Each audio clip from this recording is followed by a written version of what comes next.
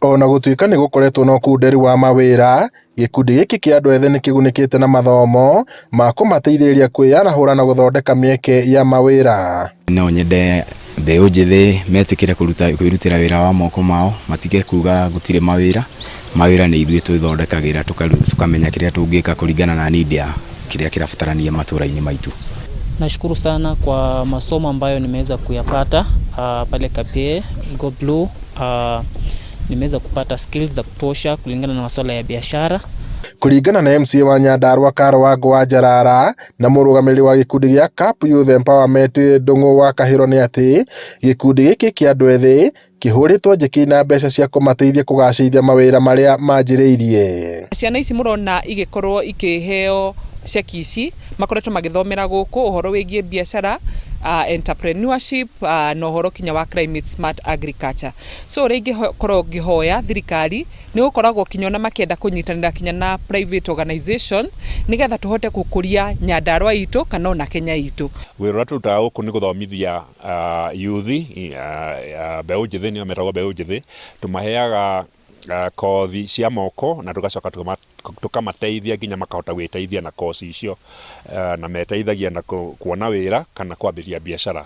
Ũmũthĩ ara tuoka kuona na gũ celebrate nĩ arĩa mathiĩte route ĩyo ya biashara.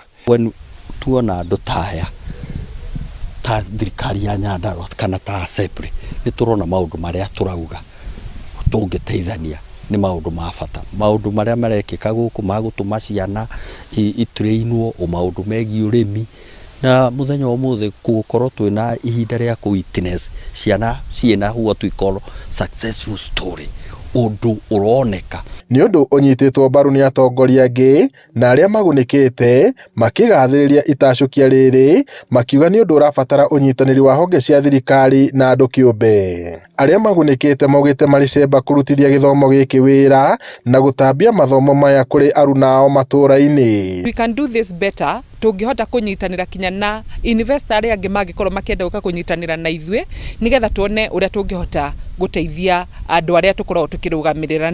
Tũrenda kũmonia atĩ nĩ kũrĩ na mawĩra.